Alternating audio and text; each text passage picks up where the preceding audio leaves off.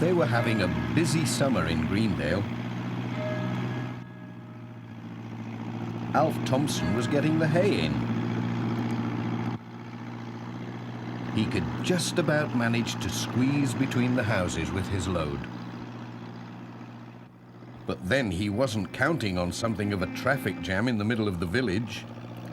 Pat had left his van outside the post office, and someone had left a lorry on the other side of the road. It's a job getting through. Steady does it. How's it doing on the other side? Oh dear, oh dear. Whoops. I'll have to back up. Right, here we go again.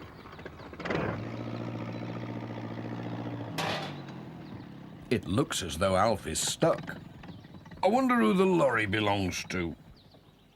Phew. A right mess I've got myself into. That sounds like Miss Hubbard. She'll soon sort things out. Stop! You'll have to stop, Miss Hubbard. Oh, what's this, Alf? How am I to get through if you block the road with your tractor? I'm stuck, Miss Hubbard. Between Pat's van and this lorry. Well, we can't wait here all day. Where is Pat? Pat? What's to do? Said Mrs. Goggins. Don't take on now. Pat'll be back in a minute when he's done the village letters. It's this lorry, said Miss Hubbard. Who's left it here? There's no sign of a driver.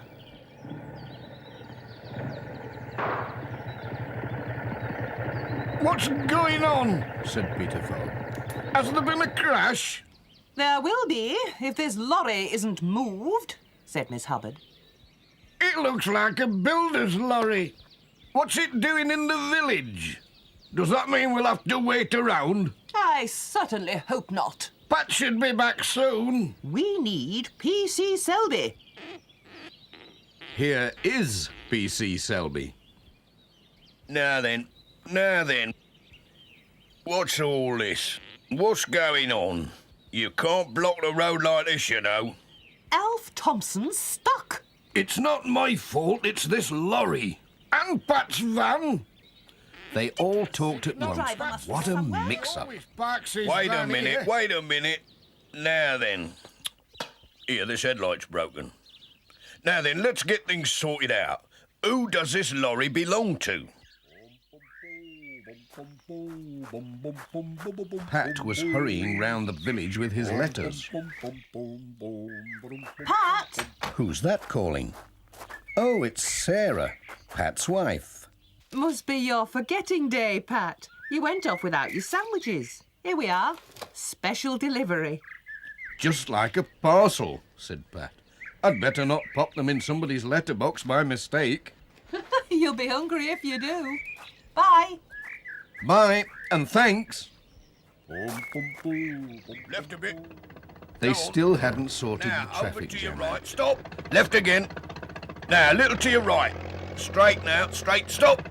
That's it. All over now. Left, he says, then right. Wish he'd make up his mind. Keep to your right. Back up a little.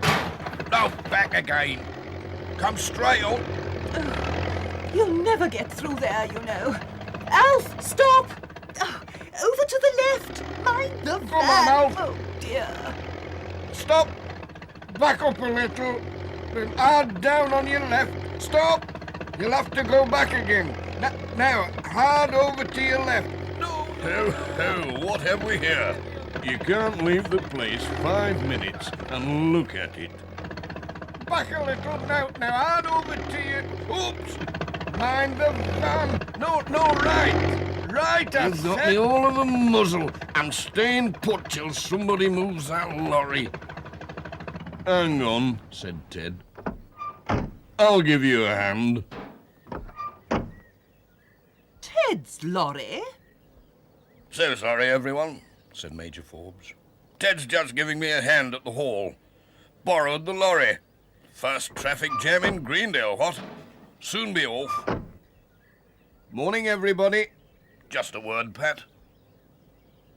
Urgent parcel coming from London. Bought these tin soldiers for my collection. Now take good care of it, there's a good chap, what? Don't you worry, Major, said Pat. I'll see you get it safe and sound, the way you always do. Good man. Bye for now. Bye. You see, PC Selby, it's quite easy when you know how. At last Alf could get on his way. Miss Hubbard decided she had wasted enough time and moved off, whilst Peter Fogg started up his motorbike again,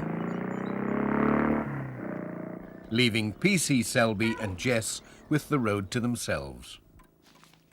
Pat was helping Mrs. Goggins to sort the rest of the letters and parcels. There were 2 parcels with no address. Mrs. Goggins found a label that had come unstuck. Oh, it's this modern glue, said Mrs. Goggins. They're forever dropping off. Now, which one shall I put it on? I think it's off that one, said Pat. But that leaves one without an address, said Mrs. Goggins. Don't worry, said Pat. As soon as somebody says, "Where's my parcel?" I'll know it must be theirs. Simple. Oh, I'd never have thought of that. Goodbye, Pat. Mind how you go. Bye.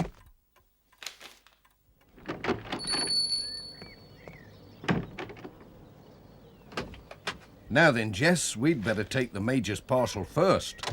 It's something special. Toy soldiers.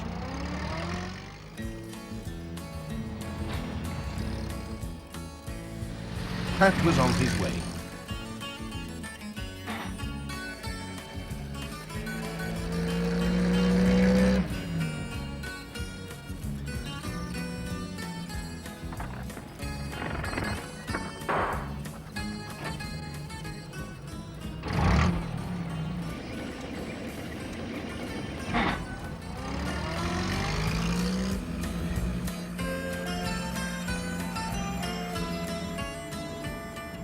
Pat arrives at Garner Hall.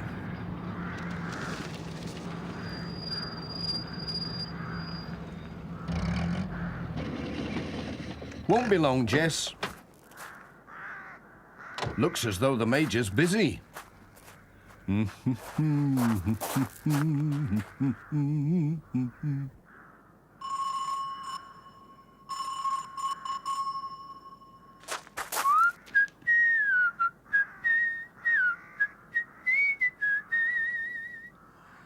I could have sworn the bell was working. Whoops. Anybody in? Hello? Major? Major Forbes? Anyone at home?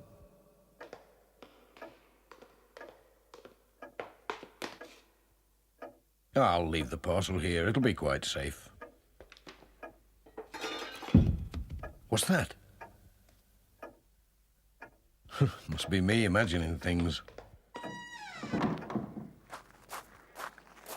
Where is everybody? They must be having a tea break.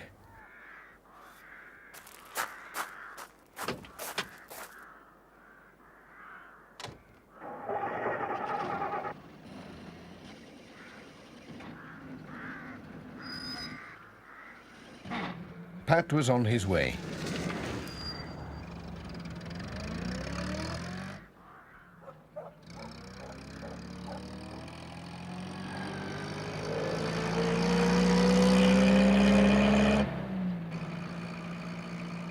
That's just the place for a quiet picnic, Jess.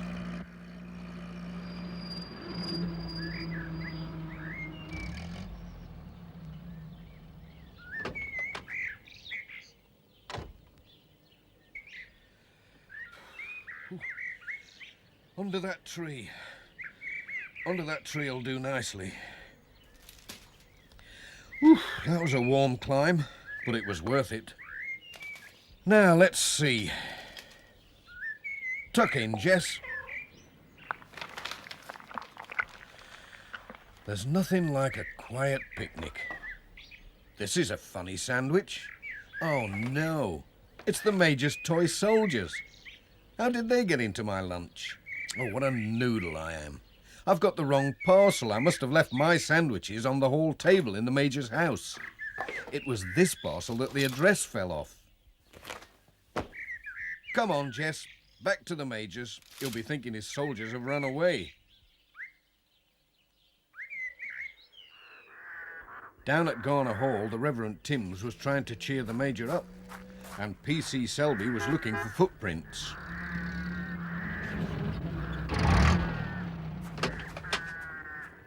Anything the matter? Asked Pat. What's going on? Robbery, said the Major. That's what's going on, Pat. My collection of soldiers. Gone, all gone, what? Marched off without a sound. But there's a funny thing. The robbers left their sandwiches behind. Oh, no, said Pat. They were my sandwiches. You see, I muddled the parcels up, my sandwiches and your soldiers. I left my sandwiches on your hall table, and your parcel of soldiers was still in my bag. And here it is. Pat, you're a genius, said the Major. You've saved my new soldiers from the robbers, what? The best of the bunch, too. Good man. But I'm still hungry, said Pat. The Lord will provide, said the Reverend Timms. I'll just pop in for my sandwiches. Now then, Pat, said P.C. Selby. I'll have to ask you for a statement. You can't go in there, Pat. Not till we've looked for fingerprints. But I want my sandwiches, said Pat. Those sandwiches are evidence, said P.C. Selby. Evidence, Pat, that's what they are. Nobody can touch 'em, not till the CID get here from Pencaster. And goodness knows when that'll be. I wonder if Sarah's got something nice for lunch, said Pat. I'm so hungry, Jess. I think we'll have to pop home and see. Bye. Bye, old chap. Bye, Pat.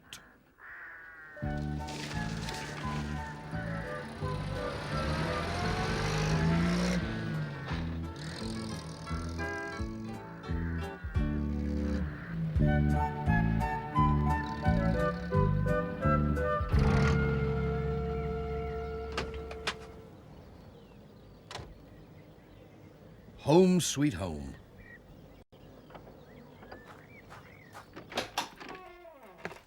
Hello, anyone at home? It's me. Oh, you've never lost your sandwiches after all, have you? Said Sarah. Not lost, said Pat, but they're evidence now. Oh, well, I never. And Pat had to tell her the whole story of the robbery at Garner Hall. Jess was too busy to listen. I'll have to be on my way, said Pat. There are still lots of letters to be delivered. Robbery or no robbery. Now you'll be passing the school just about the right time to pick young Julian up, said Sarah. Save me a trip. All right, I'll not forget. Bye for now. Come on, Jess. We haven't finished yet. In you get.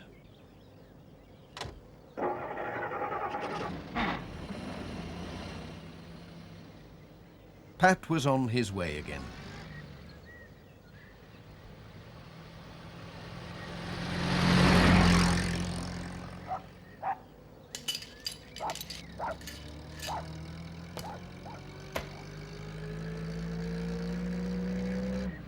What's happened to Peter Fogg? Hello, Pat. Having trouble? I certainly am.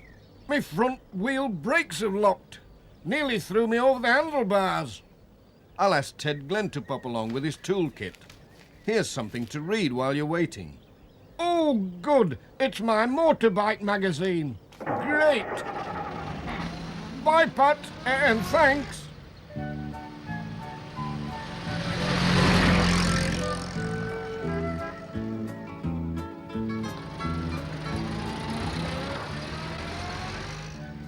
Pat called at Thompson Ground. Alf was helping Ted load some wood onto the lorry. Hello, Pat. Pat had some letters for Alf. Come and have a cuppa, Said Alf. Dorothy's sure to have the kettle on. He was right. Just the job. Hello, Pat.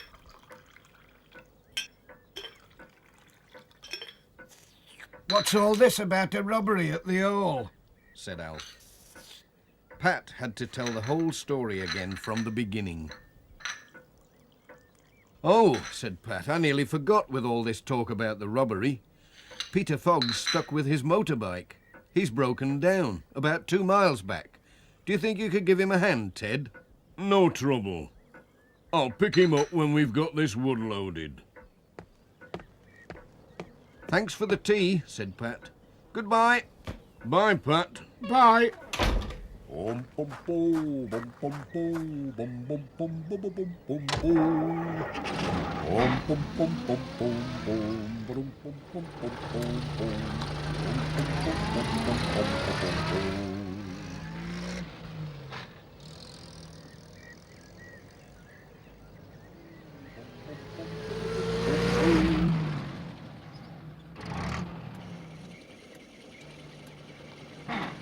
Pat's next stop was at Intake Farm. He met PC Selby coming out. Any news of the robbery? Asked Pat. Good news and bad news, said PC Selby. They caught the robbers on the road to Pencaster, but there's no sign of the collection of toy soldiers. Bye for now. Cheerio, Pat. There was a newspaper for George Lancaster. Pat set out to find him. But where had he got to? Looking for me, Pat? Oh! You made me jump, George. I thought the robbers were after me. Here's your Hen Farmer's Weekly. Oh, thanks, Pat. Then George told Pat how he dreamt he was being chased by a giant hen, which flew away just before he woke up. It's time I was flying away, said Pat. I'm supposed to be collecting young Julian from school. Now where has that cat got to? He might be after rabbits down the field, said George. He likes my rabbits, does your Jess? They went to look. Jess! Jess! Jess! Jess! He sometimes comes round here. No sign of him, though. Jess! Jess! Pat found Jess with his rear end sticking out of a rabbit hole. Here he is, George. I think he's got himself stuck. Pat took hold of his cat as gently as possible and pulled. Oh. Something small and heavy rolled into the grass. George picked it up and looked at it. What's Jess found? Said Pat. Looks like one of these old tin soldiers, said George. I used to have a box full when I was a lad. Could do with a bit of a clean. Did you say a tin soldier? Said Pat. Yes, why? The robbery. You must have heard. Hang on. Pat thrust his arm down the rabbit hole as far as it would go and brought out a shopping bag. He looked inside and found it full of toy soldiers. Jess has found the loot, said Pat. The robbers must have hidden them on their way to Pencaster. They must have passed your gate. Clever cat, said George. I must get these back to the Major, said Pat. He will be pleased.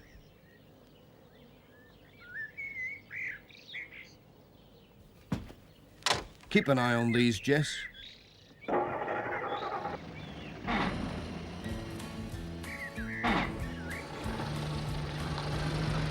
Bye, Pat. Bye. Never mind, Jess. The Major will be so pleased to have his soldiers back. I'm sure he'll give you something nice.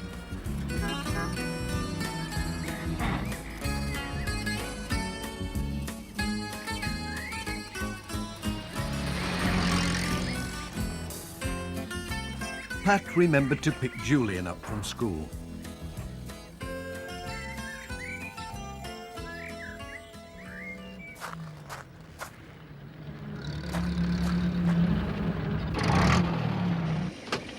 Am I late? Huh, not much, Dad.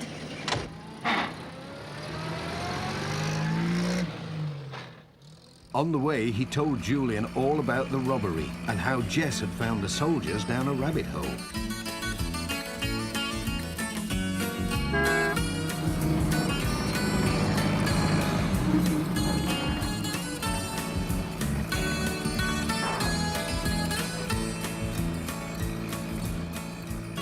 Garner Hall at last.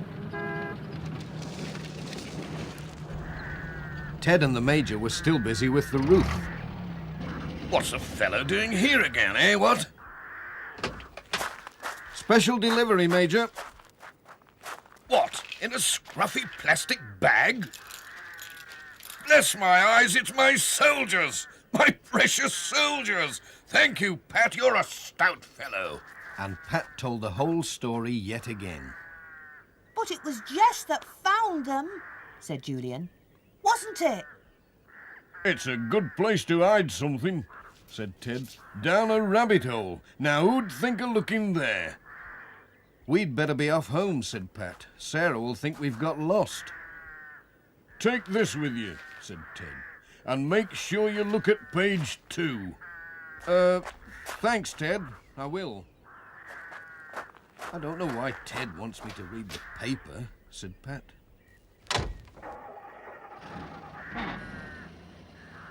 Bye. Bye, Pat, and thanks again. Julian couldn't wait to see what it was. Oh, it's about a reward. For anyone who finds the Major soldiers, £500. Well, I never, said Pat. That'd buy a lot of fish for Jess. It's time to go home and tell Sarah all our news. Let me tell her first.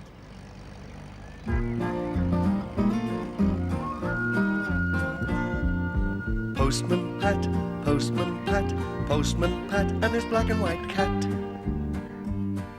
Bum bum bum bum bum bum, be dum dum dilly dum bum.